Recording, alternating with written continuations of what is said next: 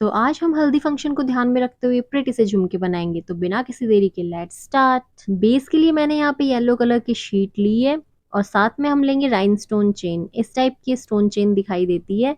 Next step के लिए हमें कटर प्लायर चाहिए जिसकी हेल्प से हम चेन को कट करेंगे। राइनस्टोन चेन के पीसेस कट करने के बाद हमें यहाँ पे गोल्डन कलर चाहिए जिसको मैं शीट के ऊपर कलर करूंगी। अगर आपके पास गोल्डन कलर की शीट है तो आप डायरेक्ट वो भी ले सकते हो। मेरे पास गोल्डन नहीं थी इसीलिए मैंने येलो शीट के ऊपर गोल्डन कलर किया है। अगर आपके पास येलो शीट भी नहीं है तो आप ट्रांसपेरेंट शीट के ऊपर गोल्डन कलर कर लेना, वो सेम ही लुक देगा। हमें जितना बेस चाहिए उसके ऊपर मैं गोल्डन कलर कर लूंगी। गोल्डन कलर करने के बाद हम इसे थोड़ी देर के लिए ड्राई होने के लिए रखेंगे, उसके बाद ही बीड्स को अटैच करना स्टार्ट करेंगे। राइनस्टोन चेन को स्टिक करने के लिए मैंने यहाँ पे इस ग्लू का यूज किया है। ये काफी स्ट्रॉन्ग ग्लू होता है तो आप इजीली इससे राइनस्टोन चेन को अटैच कर सकते हैं। हम जब भी चेन को अटैच करते हैं तो हमें कॉर्नर से इसको स्टार्ट नहीं करना है, कहीं मिड वे से हम इसको स्टार्ट करेंगे ताकि वो जॉइंट है वो दिखाई ना दे। मैंने यहाँ पे लेफ्ट साइड में सेंटर से स्टार्ट किया है, उसके बाद मैं सारी राइनस्टोन को जहाँ पे हमने ग्लू लगाया है वहां पे अटैच करूंगी। हमने यहाँ पे जो शेप ली है इयरिंग की वो रेक्टेंगल ली है, आप चाहो तो सर्किल भी ले सकते हो। अगर आपसे भी मेरी तरह स्ट्रेट लाइन से राइनस्टोन चेन नहीं लग रही है तो साइड में स्केल लेके और किसी भी चीज से आप साइड में से पुश करना, फिर स्ट्रेट लाइन बन जाएगी।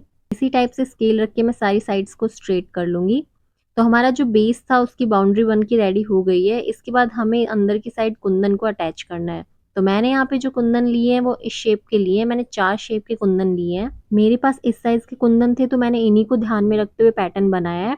आपके पास अगर किसी और साइज के कुंदन है तो आप उनके अकॉर्डिंग कोई भी पैटर्न बना सकते हैं। प्लकर की हेल्प से मैं यहाँ पे कुंदन को लगा रही हूँ। नीचे की साइड हमें ग्लू अप्लाई करना है और ऊपर की साइड कुंदन को अटैच करना है। ये वाला इयरिंग बनाने में मुझे टोटल 2 आवर्स का टाइम लगा था। 2 आवर्स में मैंने दोनों इयरिंग कंप्लीट कर लिए थे। इस इयरिंग को बनाने के लिए जितने भी स्टेप्स की जरूरत है वो मैं आपको अच्छे से एक्सप्लेन कर रही हूँ।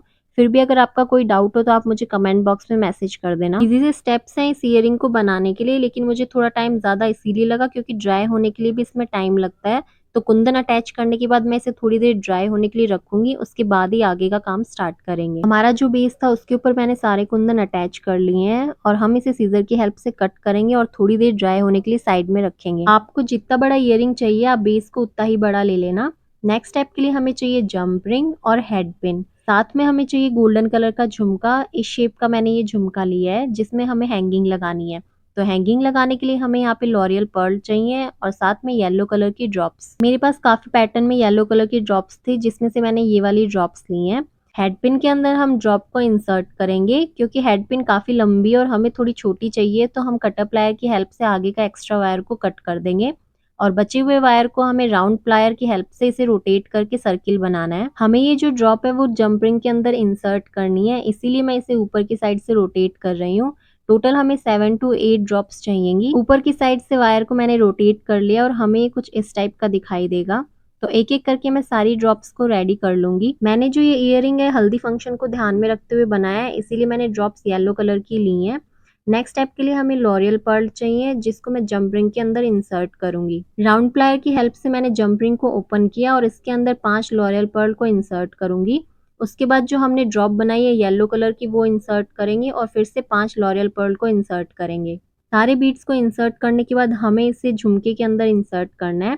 तो मैं इस टाइप से झुमके के अंदर इंसर्ट करूंगी और जो हमारी जंप रिंग है उसको फ्लैट प्लायर की हेल्प से क्लोज करेंगे। जंप रिंग को झुमके के अंदर जब इंसर्ट करते हैं तो आप थंब की हेल्प से प्रेशर लगा के रखना और ऊपर की साइड से जब तक क्लोज नहीं करते आप थंब से प्रेशर लगा के रखना। फ्लैट प्लायर की हेल्प से हम जंप रिंग के दोनों एंड्स को ओवरलैप करेंगे। अगर आप ओवरलैप नहीं करोगे तो जो बीड्स हैं वो बाहर निकल जाएंगे जंप रिंग से। इस टाइप से हमारी एक हैंगिंग बन के रेडी होगी। इसके बाद मैं सेकंड वाली हैंगिंग भी इसी टाइप से लगा रही हूँ।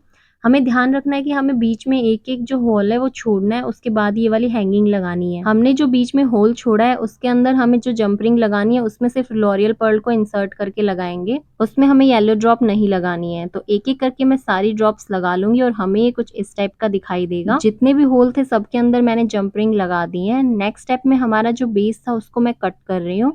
मैंने यहाँ पे बेस को ड्राई होने के बाद कट किया है क्योंकि ये ड्राई होने के बाद इजीली कट हो रहा था। आप भी ड्राई होने के बाद ही कट करना वरना अंदर की जो कुंदन है वो मिसप्लेस हो जाएंगे। कट करते टाइम आपको ध्यान रखना है कि मैंने साइड में थोड़ी थोड़ी स्पेस छोड़ी है क्योंकि हमें वहां पे बीड्स लगाने हैं।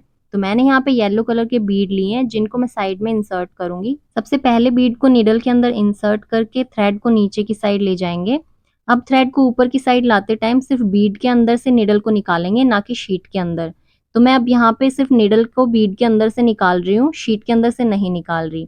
अब मैं एक और बीड लूंगी और ऊपर से नीचे की साइड थ्रेड को ले जाएंगे। ऊपर से नीचे की साइड जब थ्रेड को ले जाते हैं तो शीट के अंदर से निडल को निकालेंगे। तो निडल मैंने इंसर्ट कर लिया और नीचे की साइड इस टाइप से पुल करके थ्रेड को नीचे लाएंगे।